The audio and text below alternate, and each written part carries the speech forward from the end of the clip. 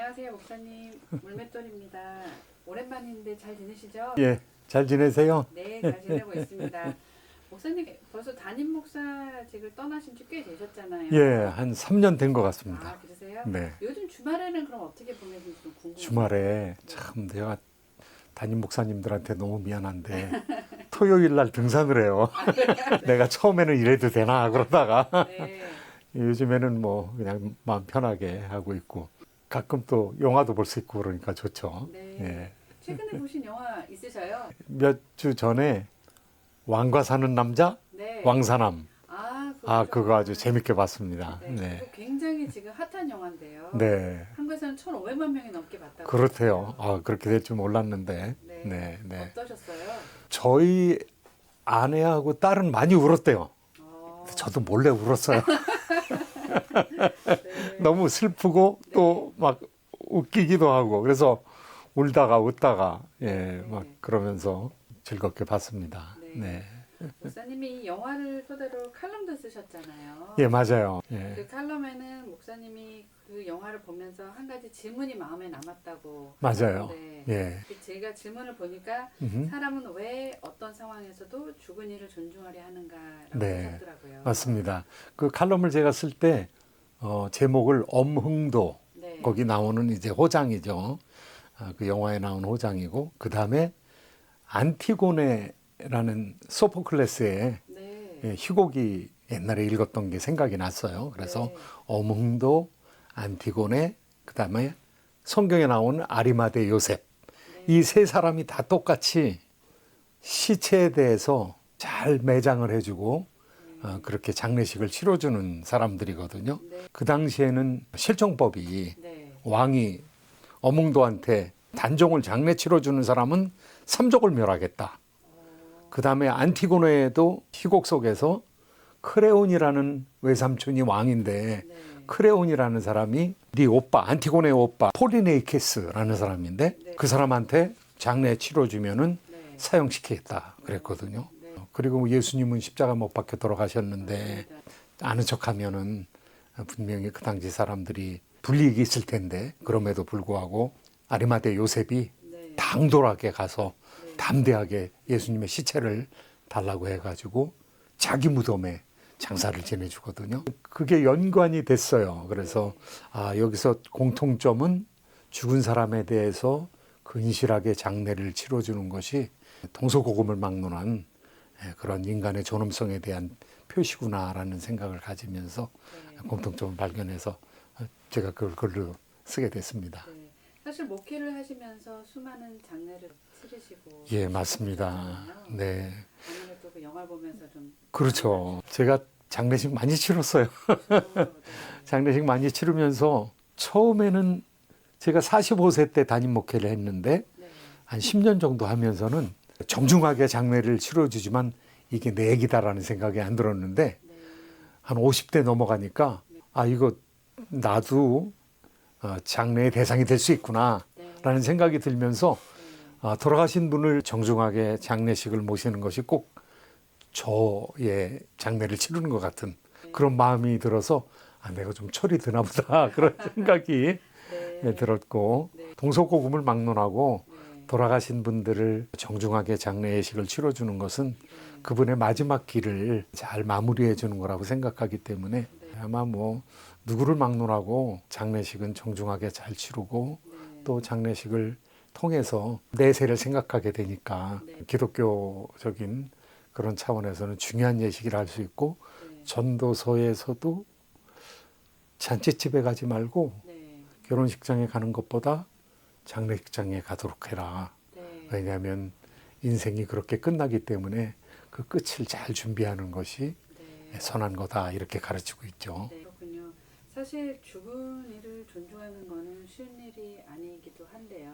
네. 그렇고 근데 지금 보면은 이제 권력이나 복보다 더 중요한 가치로 자리 잡고 있는 것들이 너무 많다 보니까 네네. 이런 영화를 통해서 사람들이 많이 예. 느끼고 그러는 것 같아요. 예. 목사님은 어떠셨어요?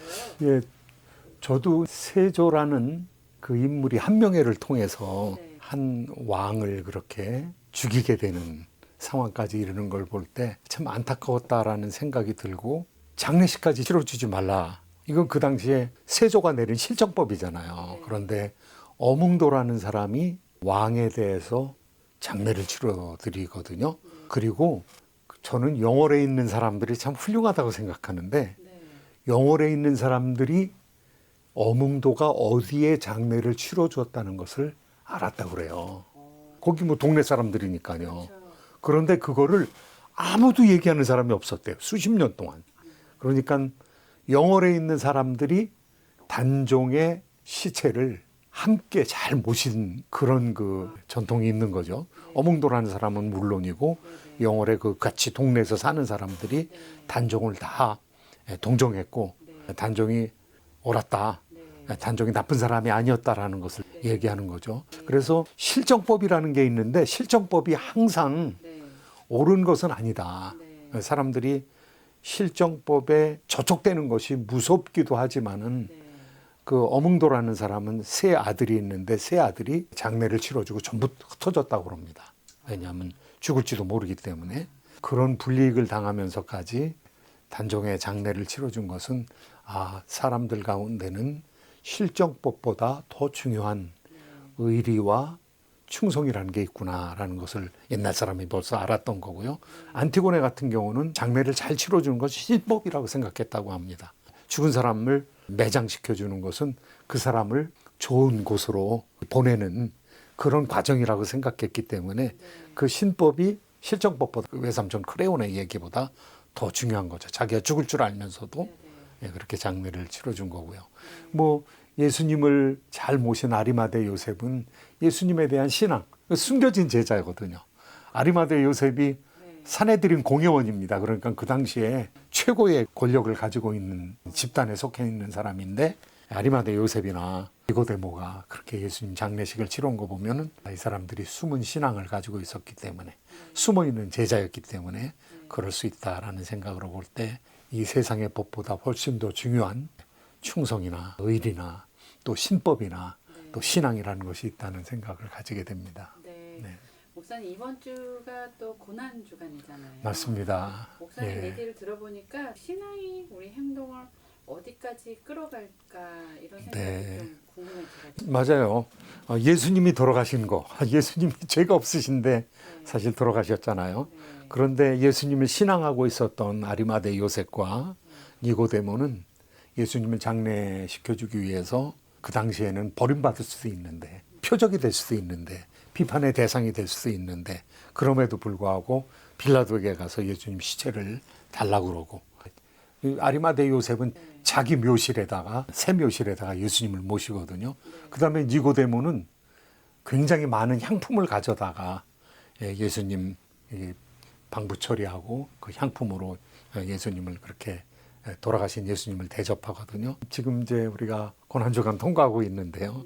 내일 모레 되면은 이제 예수님 돌아가시게 되는 굿프라이데이인데 예수님에 대한 신앙이 이 세상에서의 명예라든가 또 이 세상에서의 내가 대접받는 거나 이런 것들을 넘어서는 아주 귀중한 그런 부분이다 생각을 하고 참 신앙의 선배들의 그 발자취를 우리가 잘 따라가야 되지 않을까 생각을 하게 됩니다.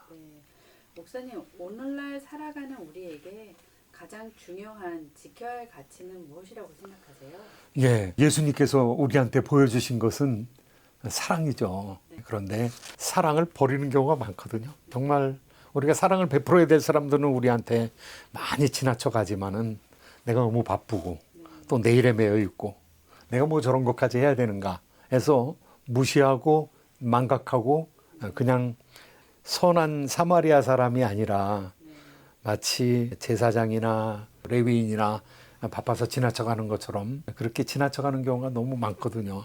마땅히 선을 행해야 될 줄로 알면서도 선을 행하지 않는 것이 그게 죄다 이렇게 얘기하고 있는데 내가 의미가 없는 것처럼 흘려 지나가는 것이 아니라 주변에 있는 사람들을 참 조금이라도 긍휼한 마음으로 바라보면서 그렇게 대우하고 우리가 조금 희생하는 것이 고난주간을 걸어가는 우리들의 자세가 돼야 되지 않을까 그런 생각을 하게 됩니다. 알겠습니다.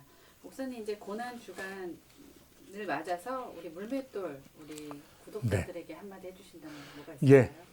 사랑하는 성도 여러분, 여러분은 지금 가장 종교적인 가장 신앙적인 그런 주간을 보내고 있습니다. 정료주일로부터 시작해서 이제 부활절에 이르기까지 참 예수님께서 우리를 위해서 돌아가시고 나서 부활하시게 되는 그런 놀라운 변혁의 기간인데 여러분 그리스도와 함께 십자가에 못 박혀 죽은 것 내가 죄에 대해서 죽고 이제는 의에 대해서 하나님 나라를 위한 충성에 대해서 다시 살아나는 그런 부활의 기간이 되기를 간절히 바랍니다. 하나님의 거룩하심을 여러분의 마음에 모셔드리고 여러분의 마음에 이렇게 실천하게 되는 그런 중요한 기간이 되기를 간절히 바랍니다. 주 안에서 사랑하고 예수님의 사랑을 배우는 저와 여러분 되기를 간절히 바랍니다. 감사합니다, 목사님.